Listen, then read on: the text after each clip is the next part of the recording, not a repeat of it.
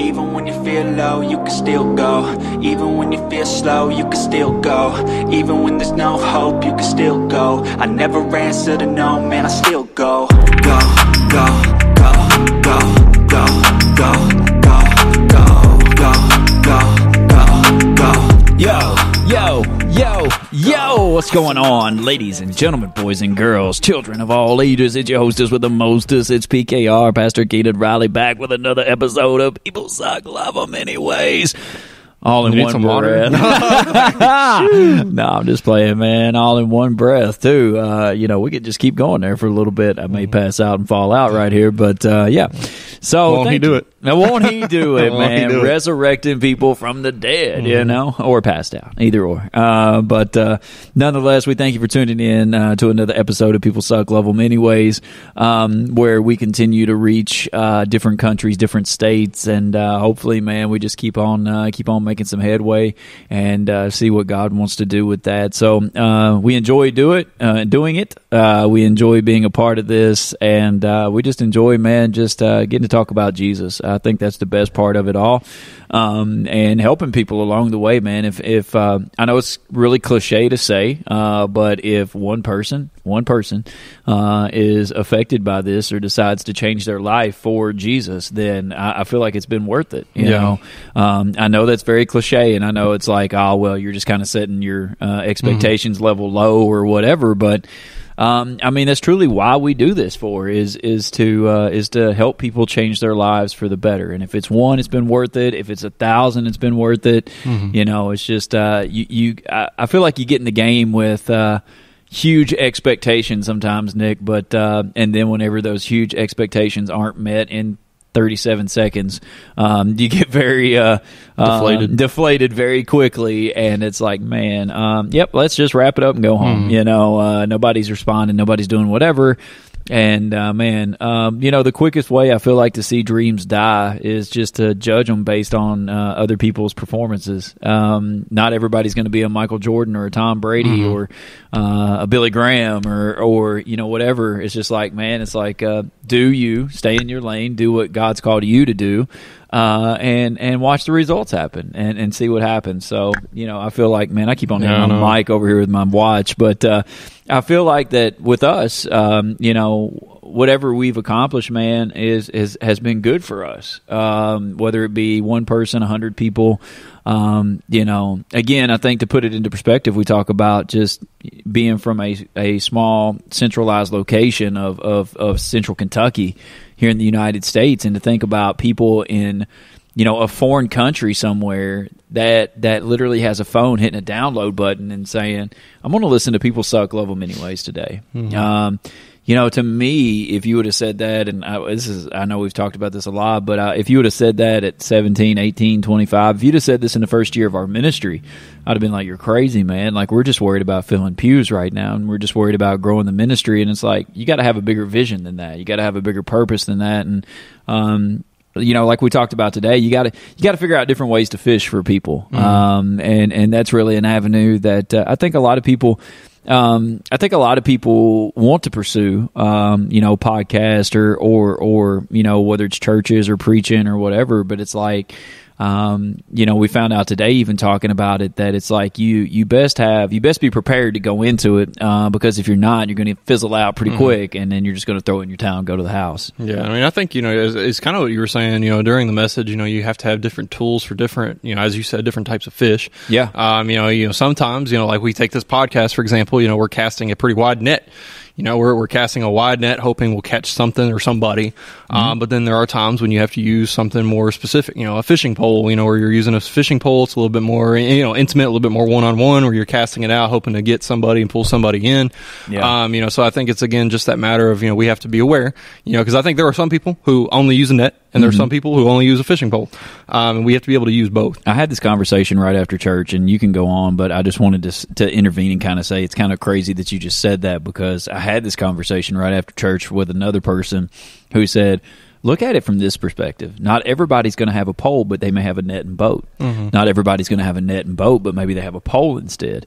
And so, I think the end game is to get everybody to use what they have in order to reach who they can, and that's really the driving force behind it. Yeah, so I mean, we talk about that all the time. If you have a bunch of people on one boat, you think Fruition Church is a boat. We need everybody on that boat using what they have, doing what they can to get us moving in the same direction. Because again, we get in trouble if we're in a boat. You're steering one way, I'm steering the other. We're all just going to be spinning in a circle. Yeah, and tired. Yeah, exactly. We're going to be tired, worn out, spinning in a circle, and not getting anything done because there may not be fish right there. Right. But if we're all moving in a boat at the same time in the same direction, we're going to be moving towards where the fish are. Yeah. And then we can take some time to throw the net out if you've got it, throw a fishing pole out if you got it, and then you're going to be reaching people.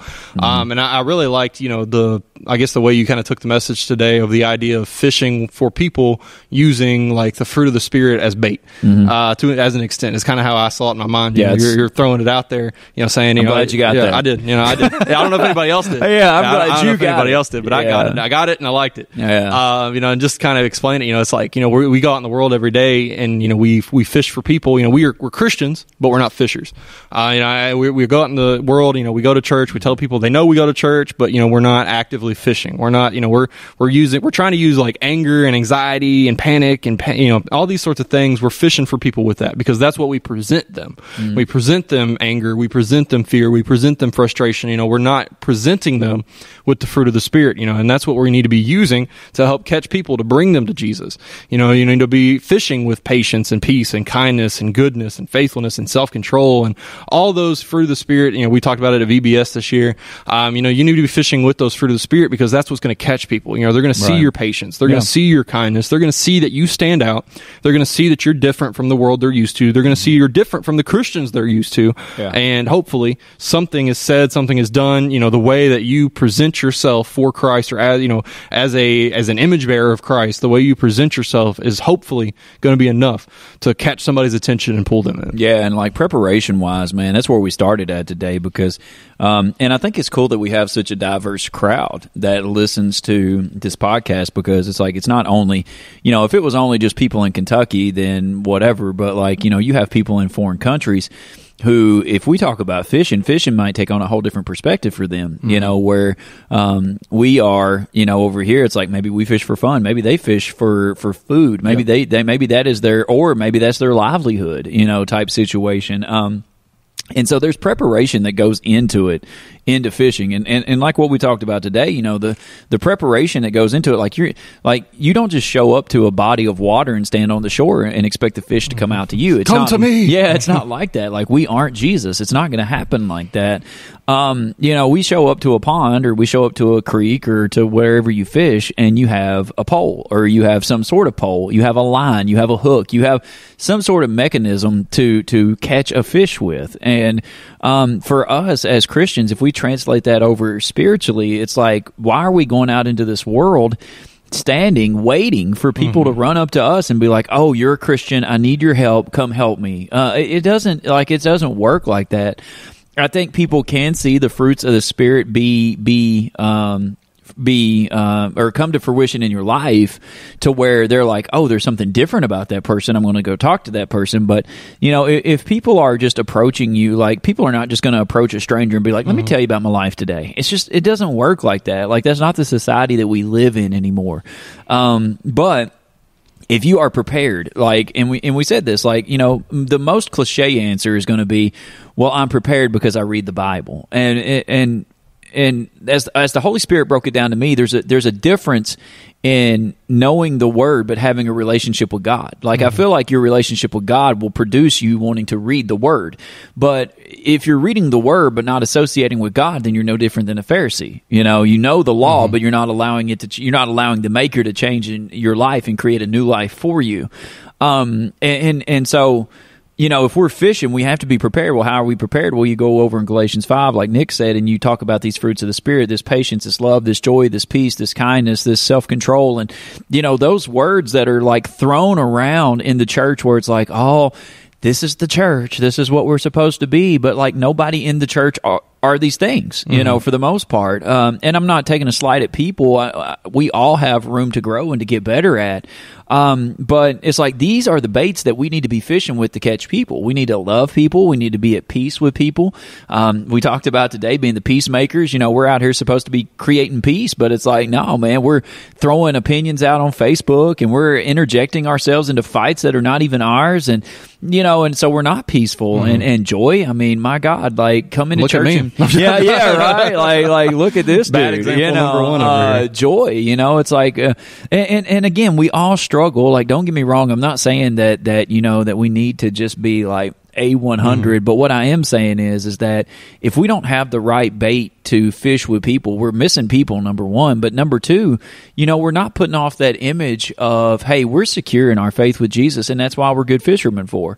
Instead, we're going, hey, I want you to come hang with me because I'm going to tell you everything you want to hear, but I'm not going to exhibit that myself. But yet I'm still going to expect you to believe what I say. And you know, it's like we become bad salesmen of a good product at that point, I feel like. Yeah, absolutely. And I think that's kind of the image I was getting in my head, you know, is that we are very bad as Christians. You know, we're Christians, but we're not salesmen. You know, it's kind of like, you know, we're doing a bad job of going out, doing outreach, you know, talking to people, introducing them to who Jesus is. And it's not necessarily, because I think we've gotten, I guess I'm going to say it this way, you know, we've kind of gotten the idea of outreach ministry backwards. You know, we think that we go out to try and, you know, we go out to events and things like that, which, you know, I mean, again, it's not a bad thing. There's good benefits to doing so. But, you know, we go out and we think that is doing what we're supposed to be doing. That's being fishers of men. And in a second, in a little bit, it is, you know, but I think, you know, we go out here and we sell people our church.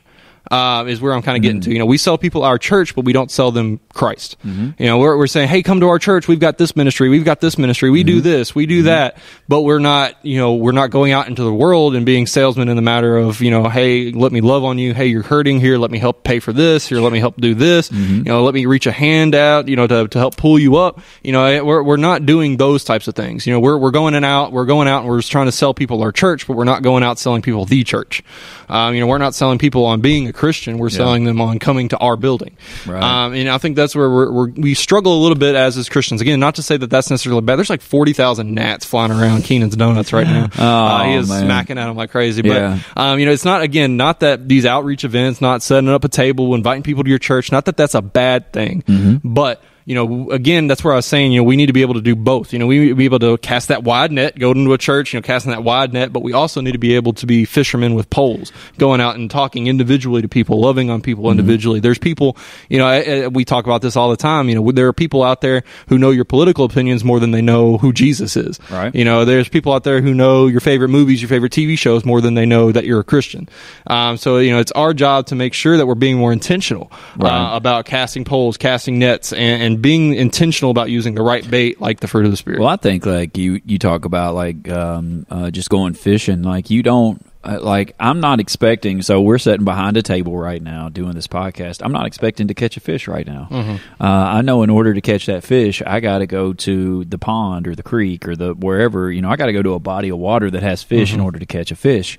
I think honestly, it's like we come into church and we expect that we catch fish by people coming into church. And it's like that mentality that you have, like where it's backwards. It's like, no, we got to go to the body of water where the fish are at. Well, where are they at? Well, they're in our jobs. They're in our local circles. They're you know, they're at the gym. They're everywhere but church, you know? And so at the end of the day, I did get one. At the end of the day, you know, it's about, to me, I keep on hearing the Spirit say, meet people where they are at. Meet people where they are at. Like, don't, you know, when I hear Nick talk about inviting people to church, you know, it's like, yeah, I'm inviting you to church, but I could care less about whether you know Jesus or not. I just want you to come to church. And it's like, that's a good...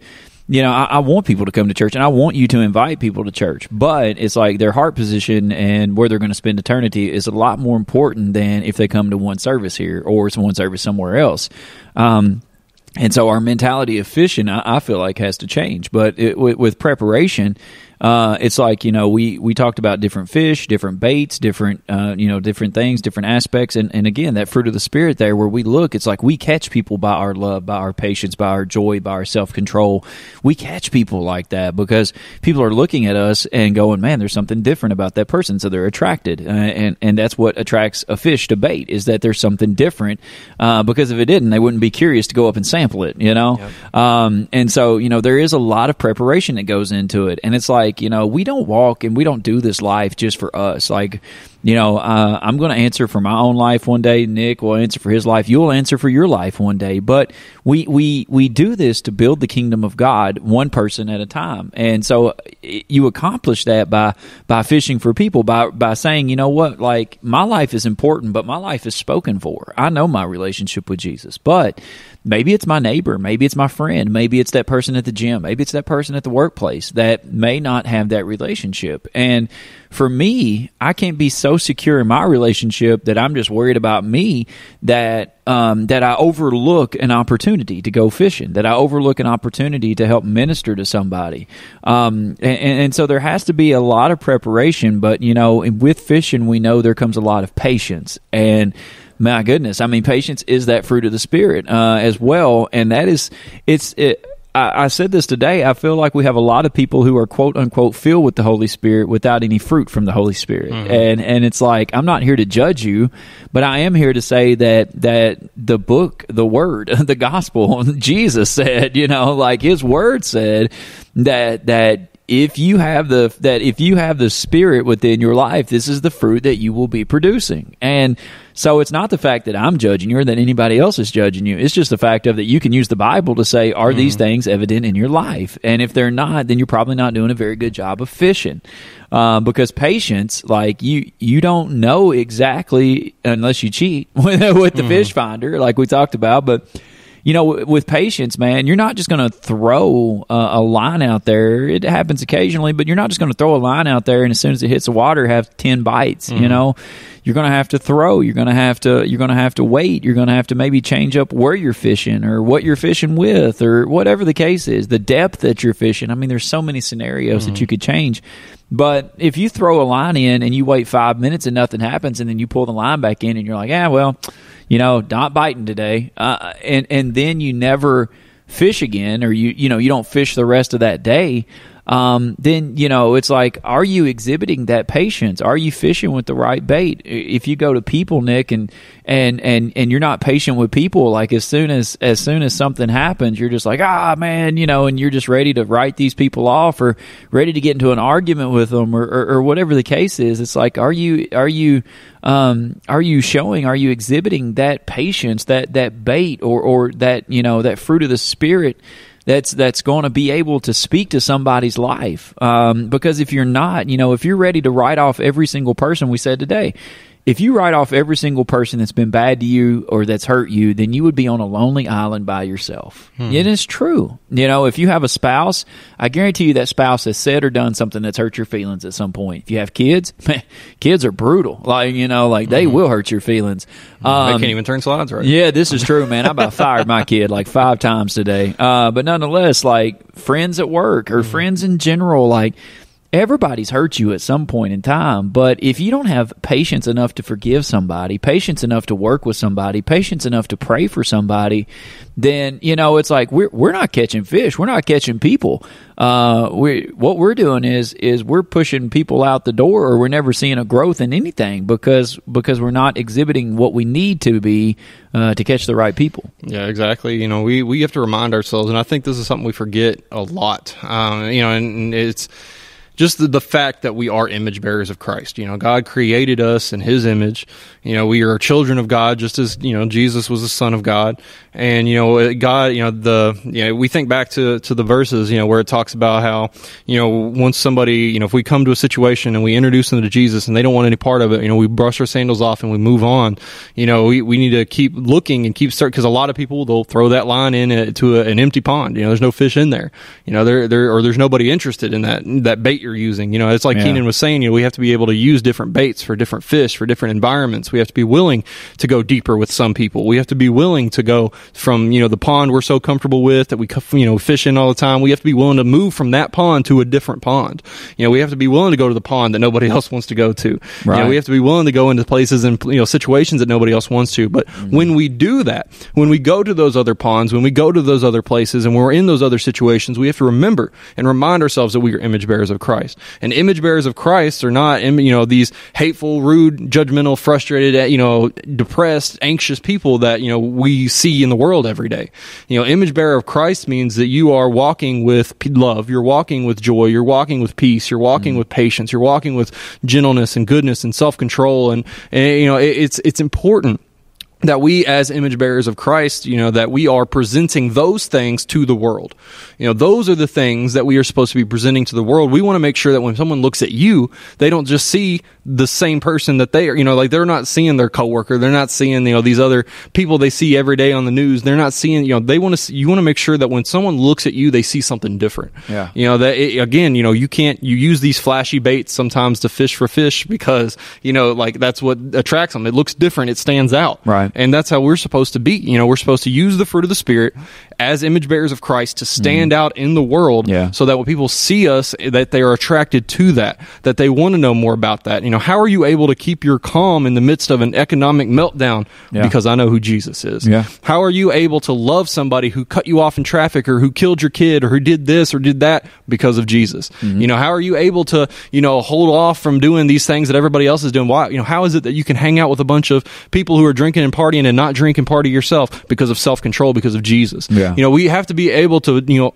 be good examples of Jesus, to exhibit these fruit in everything we do, in every place, in every situation of our lives. Doesn't mean it's not hard. Doesn't mean man. we're not going to mess up. Yeah. You know, I mean, like I just said, you know, I know when people look at me, they don't always see joy. My dad says it the other day. He was like, how is it that you do these motivation videos for 1 minute a week, and then every time I see you, you're like, and I was like, I could turn it on, turn it off. I was like, just Right, saying. But again, it's hard. You know, I need to be better about that. You know, and Yeah. Keenan knows, you know, he can be better about some of them. And it's just, we need to make sure that we're working every day and asking God to be, you know, to help us be better examples of Him, and to be better Christ, you know, image bearers of Christ. You know, Yeah. we need to make sure we're asking and praying for God to help us to be better image bearers of Christ. I think that's very important, that we invite Christ in to do that. You know, that is our motivation. Like, help me be better. Help me, because I think generally, I mean, I never have met a person yet that said, you know what, Keenan, I woke up this morning and I wanted to be worse. Mm-hmm. You know, I wanted to be more sick. I wanted to be more broke. I wanted to be more angry. I've not met anybody like that. Like, I have met a lot of people that said, you know, I don't want to be as broke today. I don't want to be as angry. I don't want to be as frustrated or as sick. Like, and so, like, I think generally the conception is I want to get better, you know, and it's like, if you want to get better, then we have to get serious about asking Jesus to make us better. And be ready. Yeah, and be ready for that, because His answers are not always going to align with what's going to be cool, calm, collected, comfortable for you. It's not. He's going to ask you to change up a lot of stuff, and so you have to be ready for that. But it's all for the general purpose of you getting better through Him and with Him. And so with that patience, man, you have to be patient with yourself, but you also have to be patient with people, because once you're fishing, man, it's like you may go 20 minutes, 30 minutes, you may go an hour, you know, without catching anything. And so, you know, with that, man, it's like you have to be patient in this process of people. And that's something that we can all get better at, just to be patient with people, because it's just, man, it's so, it's just so, it's, I don't know, man. It's like, we are so, man, what do I want to say? We are so, like, guarded of our time. Like, our time is our time, and we are on such a strict schedule. Very selfish. And we are, but it's like I don't know what it is, really. It's like we think our time is more valuable than anybody else's time, I guess, maybe. And I know that's selfish, but it's like, it's a different level. But, like, so I scheduled in a haircut yesterday at 4:00, and We got there about 5 minutes before, and there was nobody in the chair. Our appointment was at 4. I couldn't find the lady anywhere. She came from the back. She went to the bathroom. She stayed in the bathroom for a minute, came out, come to the register, and then she looked at me and she said, hey, she said, I've not sat down today. I've not had a break. I'm going to go back here and eat something real quick. Give me about 10, 15 minutes and I'll get with you. And I'm like, okay, cool. I said, okay, cool. But on the inside you did of me, not feel okay. I did not feel okay, cool, because I'm like, I scheduled at 4. It's already 4:05, 4:10. You're telling me it's another 10 or 15 minutes. And then you're telling me you'll get to me, or it's actually for my son. But I was like, then you'll tell me you'll do a haircut. And so I say, okay, cool. And then just complete honesty. Like I feel this like this anger, and this judgment coming up inside of me going, hey, look, like you just need to prioritize your time better. Like you need to schedule out on lunchtime and you need to do this and you need to do that. And, and it's like, I don't know. I've never cut hair. I've never done that before. I don't know what all it entails and everything else, but it's like I found myself automatically jumping to the other side of anger and frustration versus patience and going, you know what? Hey, if you haven't ate today, take yourself 5, 10, 15 minutes. Like, is 15 minutes going to make that much of a difference in my life? Is it going to literally derail me from seeing the destiny God has for my life or whatever? Maybe God's destiny for my life is to be more patient with people. And, I would have missed the boat yesterday for about 15 minutes. But, I think in that regard, it's like whenever you talk about patience, it's like it's kind of like you said, it's the selfishness. But I feel like that we should prioritize like looking at other people and going, let me put myself in your shoes just for a second. If I hadn't ate all day, and maybe she looked at us and thought, you know what? These are good, caring, nice, church-going people because they know that I'm a pastor. They know that I have a church and all of this good stuff. And maybe that woman looked and thought, if anybody can understand why I need to take a break, it's him. Maybe she thought, he's kind, he's compassionate, he knows Jesus, maybe he'll show me the love and grace. So I'm going to ask for 10 or 15 minutes, And in that regard, I'm like, man, like I was thinking about that last night. I thought maybe she asked me to do that because of that. And what kind of image or example of Christ would I have been if I would have just shot back and been like, no, absolutely not. Like, you need to, like, you have an appointment at 4, let's do this. Like, eat later. What's wrong with you? I don't care. A lot of people are like that. Yeah, like, I don't care if you pass out while you're cutting hair. Like, I will take the clippers and cut while you're passed out, whatever. But I was thinking to myself, like, I failed at that moment in time. My flesh failed me because I was thinking to myself, like, you could have prioritized your time better. Well, I don't know what her time was and consisted of yesterday. So, all of that just to kind of say on my end of things, whenever I look at the patient side of things, it's patience with people, it's patience with myself, and it's putting myself in other people's shoes and going, I don't know your story, and I don't know your life, and I don't know your walk, and I don't know your mindset and things like that. So, I don't potentially agree with your decision or your process or anything like that, but I also need to have patience and be like, you know what, I need to see what you're seeing, or I need to figure out why you feel that way and things like that, and really step back. And I think that's something that as you get older, Nick, you just kind of maybe embody more. Whenever you're young, you just have the mindset of it's me mentality. I'm going to do me, and I'm going to be me, and I'm going to achieve me, and who cares what anybody else thinks. But like the more that you dive into Jesus and you kind of get older and you kind of go deeper and pull back layers a little bit, you find out more of just like it, Jesus was never about him. He was always about everybody else. Jesus would pull back and retreat and pray at the moments and times that he felt he needed to. But other than that, like he was always just wheeling and dealing with people, man. And you find the disciples were the ones that was trying to send people away and get them to go home and whatever. And Jesus was always the one that was like, no, one more, I'll heal one more. I'll pray with one more. I'll touch one more. I'll whatever the case is. And so it's like we have a obligation there, man, to be patient. And if we're not, we're missing people left and right. Yeah, I think we've been conditioned as a society heavily to be self-sufficient, self-reliant, self-concerned, selfish. We as a society have conditioned ourselves to, say, hey, you don't need patience. We talk about this a lot. We talk about empathy a lot. We talk about impatience a lot. We talk about all these sorts of things a lot. But we talk about it a lot because we know we struggle with it, and we know a lot of people out there listening struggle with it. We want to make sure that you understand, that we hear you, we feel you, we've been there. We've been there. We've experienced impatience. We know what it's like, just as much as yesterday. We're still experiencing impatience, and I've been dealing with a lot of patience fights myself lately between, waiting on our house, waiting on car repairs, waiting on all kinds of different things, and I am one of the most impatient people in the world. Actually, when Keno was talking about patience, my mother-in-law looked at me and laughed. I was like, yeah, pretty much. Yeah. But, I understand, that it is hard. It is difficult to be patient. It is hard to put, because, our society, they want us, the people in the world in charge, these major companies and corporations, they want you to treat yourself. They want you to be the center of attention. Everything they do is focused on getting you to do something and get what you want and be who you want to be. Right. Burger King, have it your way. Yep. All these different mentalities that we get, and we don't realize the damage it's done to us psychologically as a society. And I think a lot of kids, because they're more impressionable, as we're younger, that is impressed upon us. That that impatience, that selfishness it's really put on us heavily.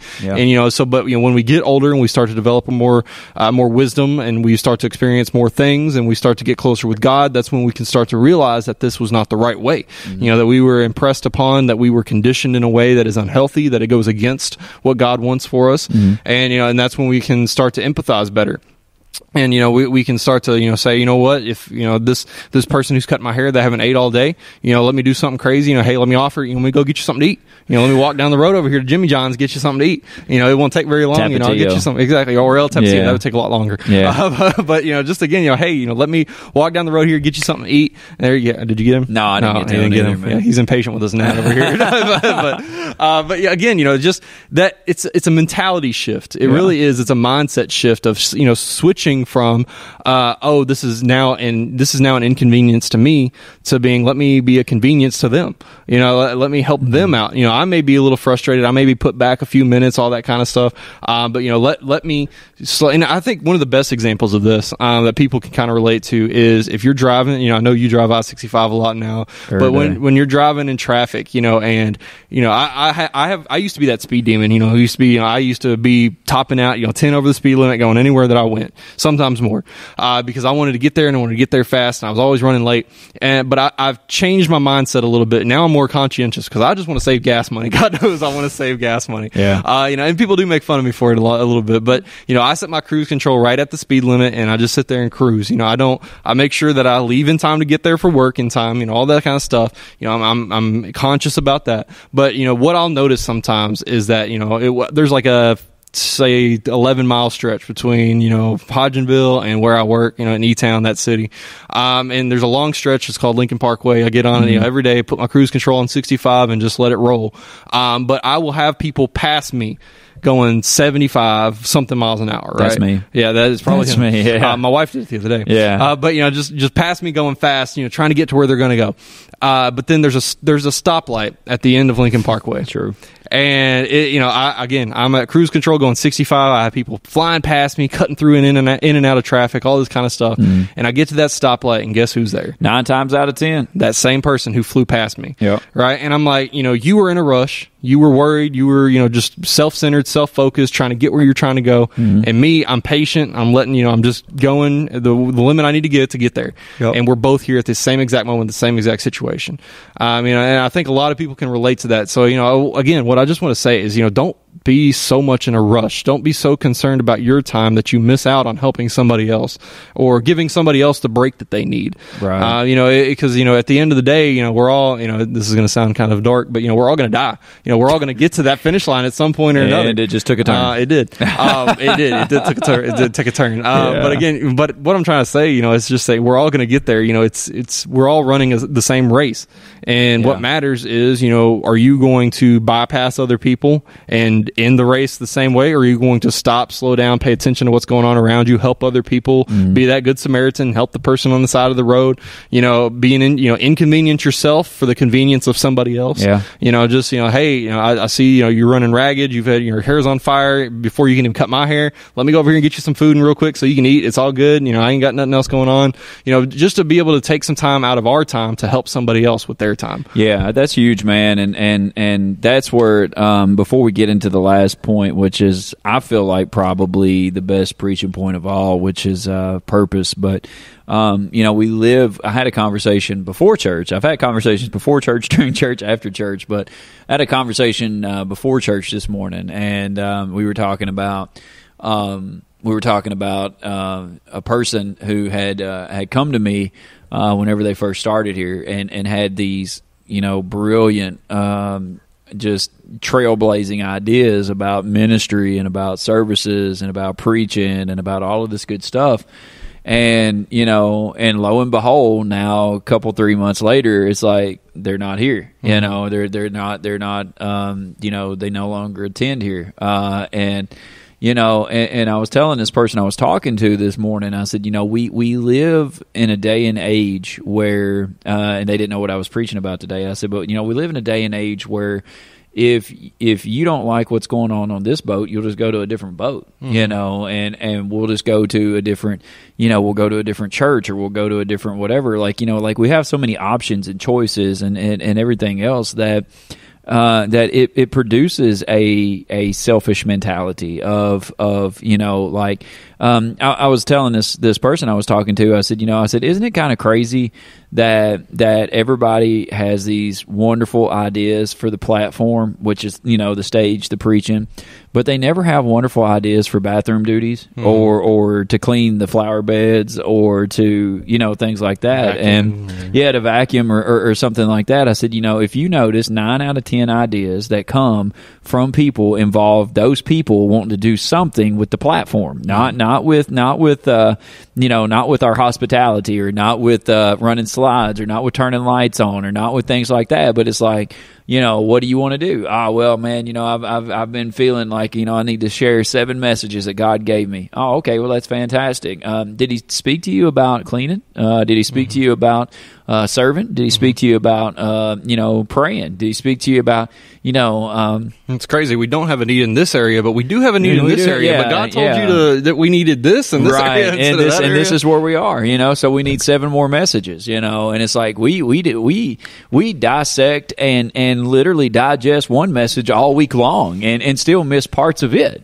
but yet somehow we need 7 more, and so, just to speak on that just one more time before we move on to purpose, it's just, again, I think society has created that. I think that we've allowed society to creep into the church. I've said that a lot. I feel like that, and so, but, the Bible, I'm not surprised by it, because that's what the Bible predicted. It said that we would create our own, theologies and doctrines, and we wouldn't listen to sound truth anymore. We would listen to what tickled our ears. And so, we have a lot of folks who will listen to this, or who will do whatever in life and go, well, that's not me. But then in 2 months, uproot themselves from the church they're in because they don't agree with a song, or they don't agree with the temperature, or they don't agree with the lighting, or whatever, and it's like, and then they're somewhere else. Well, you literally just chose your selfishness over what God said to you, mm-hmm. And so, there's, I think it works 2 ways. I think people need to be patient with people. Yes. I think people need to be patient with the church. We're just people. Mm-hmm. That's it. And we're not perfection. That's Jesus. We're trying to be image bearers of Christ, but we need help too. And I think the church needs to be patient with people, vice versa. Because, not everybody is going to come in here is going to be 3-piece suit and, $1,000 in their pocket to give to you. It doesn't work like that. So, with that, let's venture over into purpose, because purpose is huge, man. Because I feel like, Nick, we have a ton of people sitting in churches today across the world that knows their church, that knows Jesus, that knows what seat they sit in, and knows the songs and knows like that. But it's like, and we've talked about this before. It's like, if you go to somebody and you say, "What is your purpose?" You draw a large blank. Most of the time, it's a hard question. It is, but it isn't. I think it is because it challenges you to. Let me say this as nice as what I can. It challenges you to stop living such a shallow life for Jesus. not the surface-esque type. I know Jesus. I love Jesus. I have a Bible. I come to church. When you're talking about purpose, we're not talking necessarily your job. You're right. Yeah, I'm talking more like, what is your avenue? What is your lane in the kingdom of God? What is it that you need to do well? And so like for people to understand, I mean, so like Nick is the youth pastor here. And one thing that like Nick has dealt with a lot in his life is helping children, is being that bridge builder, and being that person who has dealt with a lot of how to deal with trauma and how to deal with how to deal with changes and how to deal with transitions and stuff like that. And so, how does that translate into spiritual wise? Well, you need somebody that is ministering to your kids that knows how to direct and knows how to help, translate things like trauma and situations and stuff like that. So it's like, you can see what you're good at, and then like let's translate that into the spiritual realm, because we're supposed to be using that for the spiritual realm anyways. If you're good at your job, whatever job that might be, I don't care what it is. I would be one to say and arguing and just saying, hey, look, like, are you using that for the kingdom of God? What are you doing with it exactly? So if you're not using it for the kingdom, then what are you doing? But purpose-wise, like, we get people in the seats. We get people listening to the messages and singing the songs and things like that. But it's like whenever you ask people, what their purpose is, I don't know. And for us, and we're just kind of blunt, I guess, for the most part here, but yeah. I mean, I feel like we are. I feel like we don't leave nothing to the imagination. I called people a bunch of lazy catfish during service. This is true. This is true, man. And and so we digress. But nonetheless, we like as far as exposing purpose. The point to me, the point of church is to take people after we catch them off the line, out of the net, whatever. But then we specify to them a purpose. What are you here for? Food. Yeah, right. Free food and the potlucks. I love the potlucks, and I just come to get away from my kid for an hour. I toss them in the room, and they're good to go. Amen. Yeah, but no, it's like the purpose of why you're here, and that is more like a discipleship, a development type situation. And what we talked about today is that a lot of times, if you think back to being a kid and fishing. And maybe I was the only one, but like, whenever I caught a fish as a kid, I was scared to take the fish off the hook because I was scared of getting stabbed by the hook, number one, because the fish was going crazy. And number two, I was scared that those fins on that fish was going to just stick me and it was going to hurt and it was going to be painful. And so I was always scared to take the fish off the hook and to translate that over spiritually, man, which is like, I wanted to spend a lot of time. We could spend a lot of time on purpose because it translates over to spiritually that we catch the fish, we catch the people. But people have so many defense mechanisms these days that we are scared to invest in that person, that we're scared to take that person off the hook or out of the net and give it a purpose because that person might hurt me. That person might do bad things to me. That person might leave me hanging high and dry. That person might do this. That person might do that. And we're scared. We're scared to get involved, and we're scared to be that person in their life because it requires a lot from us. It requires us to take a chance on getting hurt. And that's something as people we don't want to do a lot of times. We just don't want to get hurt. And so therefore we don't get involved. And because we don't get involved, then we never see people truly grow in our churches. Yeah, I mean, I think it even goes back to the same idea of, with towards the beginning of what we were talking about with, sometimes we are afraid to be seen in certain waters. Oh yeah. We don't want to take our boat into uncharted waters waters because, you know, people are going to be like, they're stupid. They're going out there. You know, what are they doing? What's out there? Yeah, you know, we don't want to talk monster, about what's man. out there, right? You know, and I mean, I think, and again, you know, just translating that spiritually, it's pretty crazy how many metaphors and analogies we can pull from just fishing and like the spirituality. But you know, it's crazy to think, you know, we're afraid of taking our boat into uncharted waters because, you know, we know people are going to be like, well, they're stupid. I knew they'd drown. I knew that would happen. You know, why are they going over there for? What are they doing? Where are they? You know, everybody's going to look at us and point to us and, you know, and talk about us. And, you know, we as Christians, you know, we're scared of, you know, taking ourselves and going into places like bars, like clubs, like, you know, again, I always go back to that time in Frankfurt. You know, we're scared of being seen talking to this community because of what they believe and what they say. You know, we don't want to be seen associating ourselves with those people. But as we said at the end of service, those people have a purpose. Those people have a purpose just as well as I do. But unless we are willing to go out and fish in those waters, we're never going to be able to pull their purpose out. Yeah, find out what that purpose is. We're never going to be able to help those people. We're never going to be able to introduce them. You know, until we go into these uncharted waters and fish with the fruit of the Spirit, you know, we're never going to be able to pull in these people that, you know, we as Christians don't want to talk about, don't want to look at, or some Christians that are yelling at them and cussing at them and you know, calling them this or calling them that. You know, we need Wonder to what bait they're fishing with. I know, right? What bait are you fishing with? What are you fishing with, man? Yeah, but like, I bet you're not catching anything. You ain't catching nothing good, that's for sure. No. But again, you know, I think, you know, and again, I think the problem is that people fish with those things and still occasionally catch something, and they think that that's a victory. You know, they think it's a victory. You know, like I yelled at somebody and I scared them to death, and they came to Jesus because of that, and you know, so that's how I'm going to do it every single time from now on. Yeah. But you know, I think again, it's just important for us to be. Another thing, we were talking about the importance of praying to God and asking Jesus to make us more like Him, to make us better image bearers of Christ.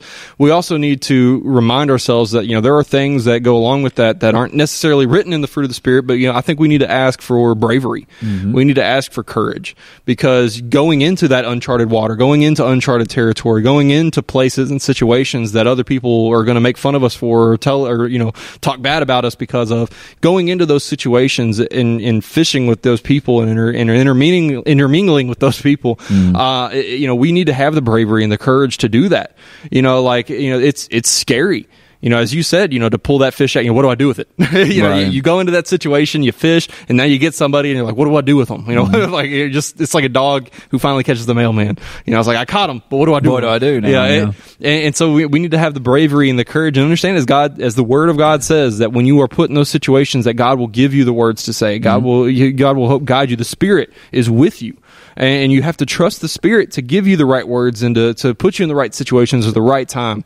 You know, to be able to minister to these people that, you know, again, we don't like to associate ourselves with, or those people, you know, and I think it's, you said, you know, sometimes you go into some water that ain't been fished in a long time and you'll have people just eager. Yeah. You know, you'll have these fish just, you know, biting at the bait, just going crazy for it because they ain't ate nothing in a long time. Right. You know, they're struggling, they're fighting. And, you know, when you go into places where there are hurting people, you know, we talk about this all the time, you know, you go into a bar, you know, we don't want to talk about a Christian going into a bar, but, you know, that bar is filled with people who are hurting. You know, that bar is filled, you know, with, we always say that bartenders are like therapists, you know, like, you know, they get all kinds of information about people. Yeah. You know, but, you know, if we were to go into a bar and, you know, just walk around and ask people, how are they doing today? You know, sit beside somebody and be like, you know, what can I do for you? You know, how are you doing today? You know, and just open that conversation up. You know, we're scared of what people are going to say about us for doing that. But again, we're going into these uncharted waters that ain't been fished in so long, that ain't been touched in so long, that these people are eager for it. But we're too scared to go in there to do anything about it. And so I think it's, again, just, it's important for us to pray that we are better image bearers of Christ, you know, that we are better about emulating those fruit of the Spirit, but we're also being, you know, we need to pray that we are braver, that we have more courage, or that we're more courageous, that we have more bravery, you know, to step up and step out for God. Yeah. And, you know, and that in truth is what our purpose is to stand out and, you know, to be distant from this world, and to be, again, more like Jesus in order to attract more people. But, you know, I'm thinking to myself, and I'm watching this, and I'm like, you know, if you never take that fish off the hook, how can you fish for another fish? You know, if you never take those fish out of the out of the net, how can you ever cast that net again? And and I think that goes back to purpose of where it's like, every fish that's in that net, every fish that's on that line is going to serve a purpose. But if we don't empty the net, or if we don't, take that fish off for it to do its purpose, or to embrace its purpose, then again, that fish is going to die. And like, I know we talk about not getting dark or morbid a lot of times, but it's like, how many people do we have that are like literally spiritually dead, that are sitting in churches, across this nation and across the world, that are coming in and sitting down and going about their everyday life. And it's like, it's not a encounter with the Holy Spirit, and it's not an in-depth relationship with Jesus, but it's like, I just come today because it's what I'm supposed to do, or I just come today because my family comes, or I just come today because I really needed an emotional pick-me-up, and I heard that this was the place. It's not the place, but I heard that it was the place, to come to, and and so we it's sad because we judge. We judge success, again, a lot of times off of the full net versus were those fish purposeful or not? Where did they have value or not? Did they accomplish value? Things like that. And it's like we fool ourselves. We fool ourselves a lot, and I think it's funny. It's like, I have this image of like catching this really huge fish on a line, and instead of taking it off, like running around like to everybody that I can find, and just holding that pole and holding that fish, and like, look what I caught, look what I caught, look what I caught. And it's like, that's good. And your son's starving at home. Yeah. There's so many, again, we read 3 verses today, but we could have 3 hours of conversation on this. And it's like, we have. Oh yeah. And it's like, we could literally have this fish, showing it to everybody. And it's like you said, or your family could be at home starving, but you're too busy showing off. Or let's take it the other direction and say, yeah, but the whole time that your line was occupied with this one big fish you wanted to show everybody, there was 1,000 more fish that needed to be caught, and you're out of the game now. You never took it off the hook, rebaited your hook, and got back out there. Going. Yeah, it's like, so it's like you're proud of that one big fish or that one big moment, and how many more fish are you missing in the process? How many more fish are not finding their purpose because you're so elated over one net full or one fish, or whatever the case is? And that was really a point that I wanted to drive home, was the fact of that, if you don't allow the fish to be out of the net or off the hook, then they're going to die. They're going to die. They're not going to serve their purpose. And so for us, it's cool to catch them. It's cool to get them in here. It's cool to be a part of this. It's cool to be patient with them, but we have to develop them as well. We have to develop disciples. Like, that's what he looked at the disciples and said, go make more disciples.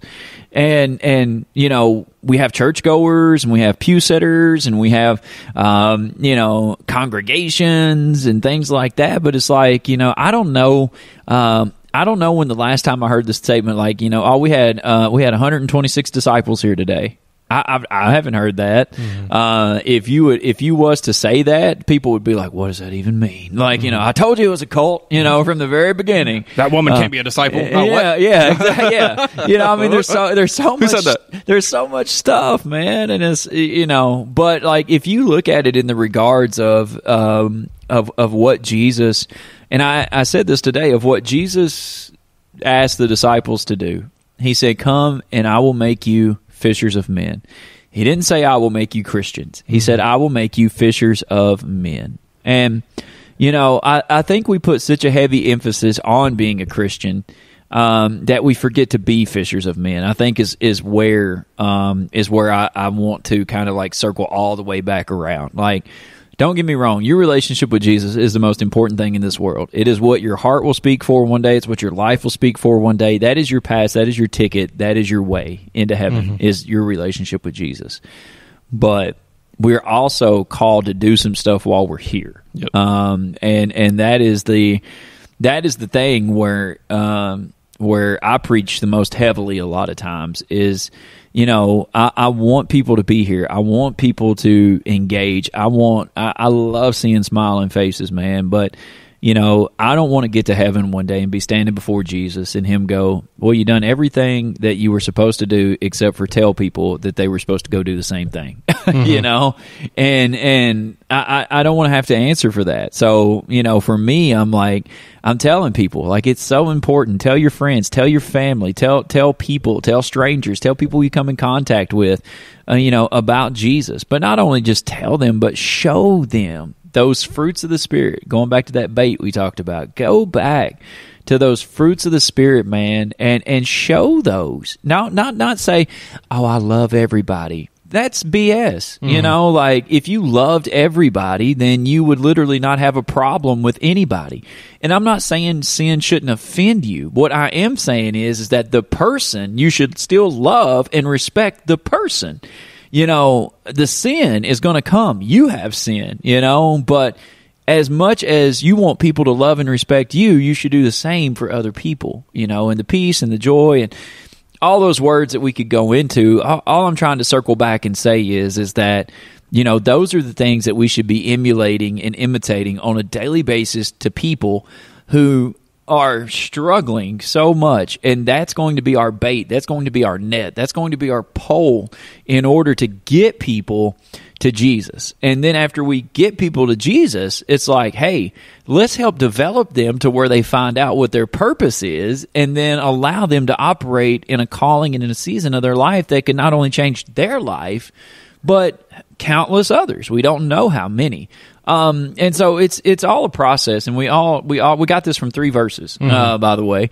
But yeah, I mean, that's just what I want to circle back and say is that there's a lot of churches. There's a lot of people in churches, but there's not a lot of fishermen these days. And I want to, as I said today at the end of service, I want to raise up fishermen inside of here that are passionate about going out and telling people, I know a Jesus that changed my life, and he can do the same for you. You know, and I want to help you along the way.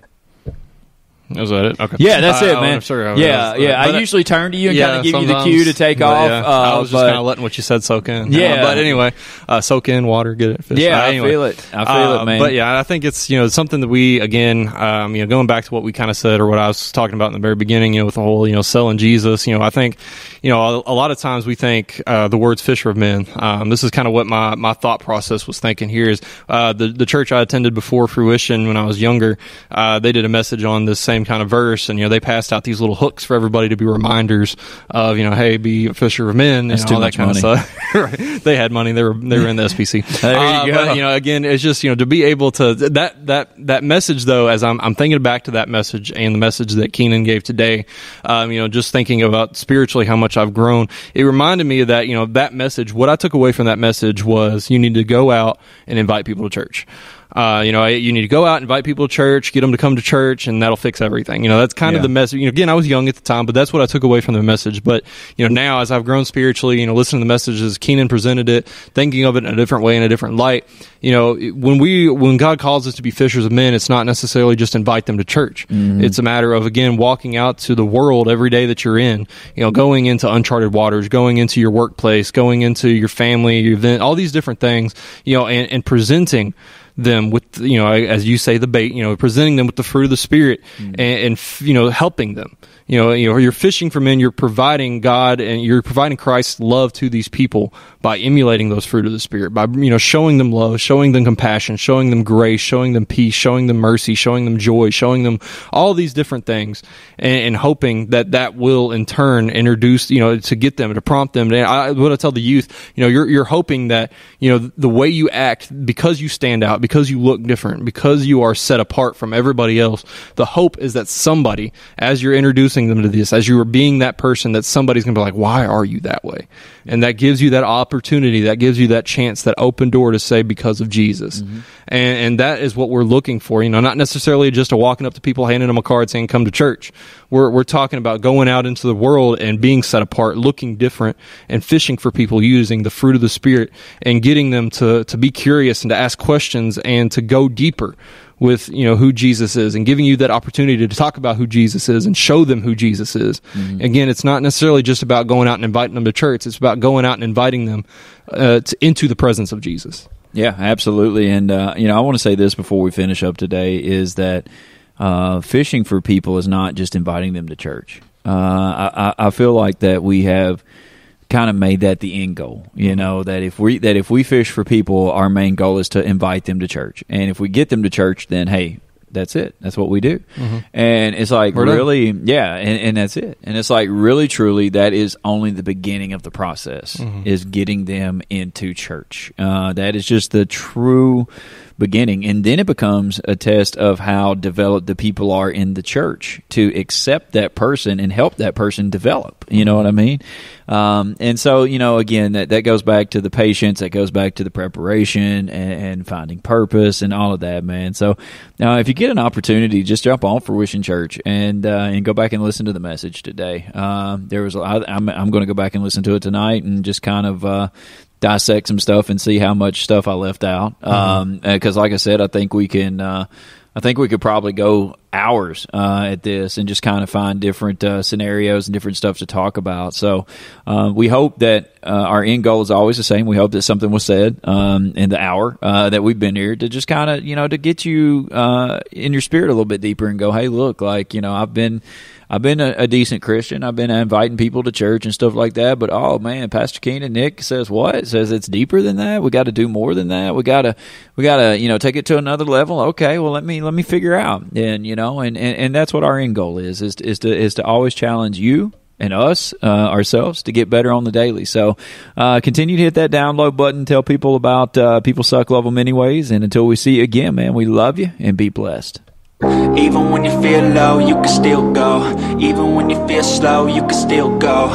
Even when there's no hope, you can still go. I never answer to no, man, I still go. Go, go, go, go, go, go, go, go, go, go.